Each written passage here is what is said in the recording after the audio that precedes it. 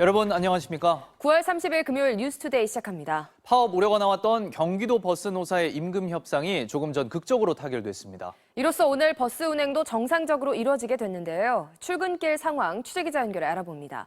구나연 기자, 지금 상황 어떻습니까? 네, 저는 지금 파주 운정신도시 세안공원 정류장에 나와 있습니다.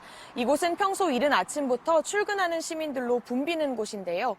조금 전 5시쯤부터 서울로 향하는 광역버스가 정상적으로 운행되고 있습니다. 시민들도 10여 분마다 도착하는 버스에 평소처럼 탑승하고 있습니다. 앞서 자정쯤 노조 측이 협상 결렬을 선언하면서 출근길 대란이 우려됐었는데요. 하지만 새벽 2시쯤 사측이 추가 협상을 제안했고 이에 노조가 응하면서 결국 새벽 4시 반쯤 극적으로 양측이 합의에 이르렀습니다. 협상 과정에서 가장 견해차가 컸던 건 임금이었습니다. 노조 측은 서울버스와의 임금 격차를 해소해달라며 17% 이상의 임금 인상을 요구했는데 사측은 유가 상승 등을 이유로 5% 이내의 인상안을 고수하면서 협상이 난항을 겪었습니다. 결국 노조는 임금 인상폭을 사측 요구대로 5%에 합의했는데요. 대신 경기도로부터 김동연 지사의 임기가 끝나기 전까지 준공영제를 전면 시행하겠다는 약속을 받았습니다. 또 공공버스부터 오는 2026년까지 서울버스와 비슷한 수준으로 임금을 인상하기로 합의했습니다. 협상이 결렬돼 총파업이 진행됐다면 경기도 전체 버스의 92%인 1,600여 대가 운행을 멈출 예정이었는데요. 하지만 협상이 극적으로 타결되면서 출근길 교통대란은 피하게 됐습니다. 지금까지 파주시 운정 세안공원 정류장에서 MBC 뉴스 구나연입니다. 부산교통공사 노사가 어젯밤 총파업을 약 8시간 남겨둔 시점에 극적으로 잠정 임단협 합의안을 이끌어내면서 노조가 파업을 철회했습니다. 최대 쟁점이었던 임금 부분은 사측의 주장대로 1.4% 인상에 합의했고 공무직 처우 개선과 안전시설 보강 등을 적극 추진하기로 했습니다. 이에 따라 오늘 새벽 5시로 예정됐던 부산도시철도 노조의 파업은 철회됐고 열차는 정상 운행하고 있습니다.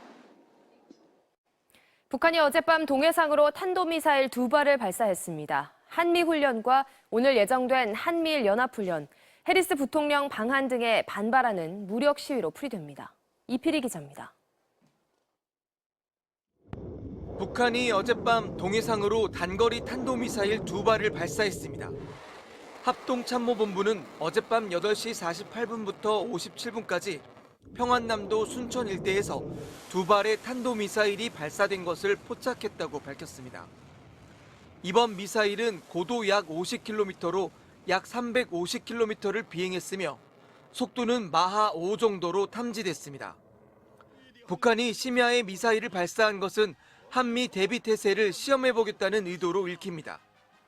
한국과 미국은 지난 26일부터 어제까지 항공모함이 포함된 연합해상훈련을 실시했는데 북한이 훈련을 마친 야간 시간에 미사일을 발사한 겁니다.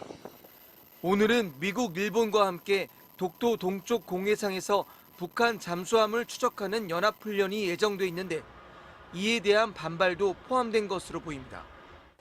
또 한국을 찾아 휴전선 비무장지대를 방문한 해리스 부통령을 향해 무력 시위를 벌였다는 분석도 나옵니다. 해리스 부통령은 어제 판문점에서 북한에는 악랄한 독재 정권, 불법적인 무기 프로그램, 인권 침해가 있다고 비판했는데 북한은 해리스 부통령이 떠난 직후 미사일 도발을 감행했습니다. 미사일 발사 직후인 어젯밤 11시쯤 안보실장 주재로 국가안전보장회의를 긴급 소집한 우리 정부는 공고한 한미연합 방위태세를 바탕으로 단호히 대응해 나가겠다는 입장을 밝혔습니다. 북한은 지난 25일에 1발, 28일에 2발 등 최근 닷새 동안 3차례나 미사일을 발사했습니다. MBC 뉴스 이필희입니다. 박진 외교부 장관 해임 건의안이 어제 민주당의 단독 처리로 국회 본회의를 통과했습니다. 국민의힘은 다수당의 횡포라고 강하게 반발했고 민주당은 외교 참사에 대한 책임을 물은 것이라고 맞섰습니다. 조희원 기자입니다. 해임 건의안 상정 여부를 둘러싼 여야 공방 끝에 오후 6시에서야 다시 열린 국회 본회의. 국민의힘은 의회 폭거, 민주당은 외교 참사란 피켓을 들고 본회의에 입장했습니다. 국민의힘은 의사진행 발언을 통해 해임 건의안 상정은 입법부의 국정 발목 잡기라고 비판한 뒤 모두 퇴장했고 표결은 민주당 단독으로 이뤄졌습니다.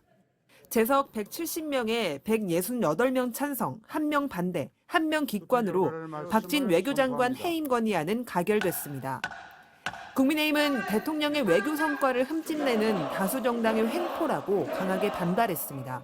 국익을 지키기 위해서 활동하는데 거기에 불신임 받았다고 낙인 찍고 오늘 같은 공무 수행 중에 이런 불신임 하는 것은 그야말로 덕에 칼을 꼽는 그런 행위 아닙니까?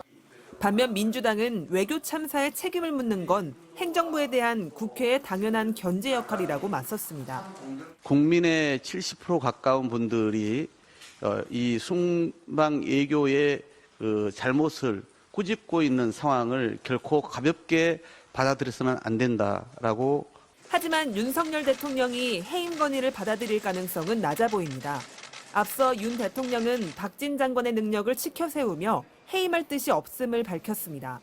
박진 외교부 장관은 탁월한 능력을 가진 분이고 지금 건강이 걱정이 될 정도로 국익을 위해서 전 세계로 동분서주하는 분입니다. 박진 장관 역시 해임 건의안 통과 직후 입장문을 통해 외교는 정쟁의 희생물이 돼선 안 된다며 흔들림 없이 맡은 바 소임에 최선을 다하겠다고 밝혔습니다. MBC 뉴스 조희원입니다. 국민의힘이 어제 MBC 사장과 보도국장, 디지털뉴스국장, 또 기자 1명에 대한 형사 고발을 강행했습니다. 비속어를 쓴 것처럼 자막을 조작해 윤석열 대통령의 명예를 훼손했다는 건데 MBC는 깊은 우려와 유감을 표시했습니다. 나세용 기자입니다. 국민의힘 MBC 편파 조작 방송 진상규명 TF는 박성재 MBC 사장과 보도국장, 디지털 뉴스국장, 취재기자 등 4명을 검찰에 고발했습니다.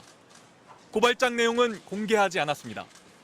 앞서 국민의힘은 고발을 예고하면서 MBC 디지털 뉴스국장이 불명확한 내용을 자막으로 제작했고 MBC 보도국장이 윤석열 대통령을 비방할 목적으로 허위 사실을 적극 유포한 혐의가 있다고 주장했습니다. 또 박성재 사장은 이 과정을 지휘하고 승인한 것으로 추정된다고도 했습니다. 어떠한 반성도 없이 오히려 적반하장격으로 지시를 호도하는 그런 일을 계속 자행하고 있습니다.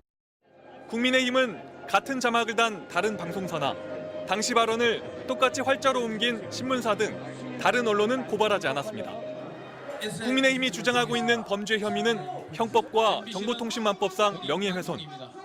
명예훼손 사건은 검찰이 직접 수사하는 부패와 경제범죄에 포함되지 않아 사건은 경찰로 옮겨질 예정입니다.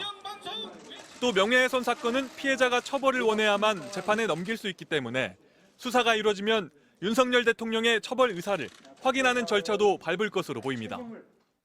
MBC는 입장문을 내고 깊은 우려와 유감을 표시한다고 밝혔습니다. 모든 언론이 똑같이 보도한 내용을 두고 한 언론사만을 꼭 집어 고발한 것, 공영방송 보도 책임자들과 사장을 무더기로 고발한 것 모두 유례를 찾기 어렵다며 막연한 추정만으로 공영방송에 대한 수사를 의뢰한 것은 앞으로 권력기관을 비판하지 말라는 보도 지침으로 비춰질 수 있다고 지적했습니다. MBC 뉴스 나세용입니다.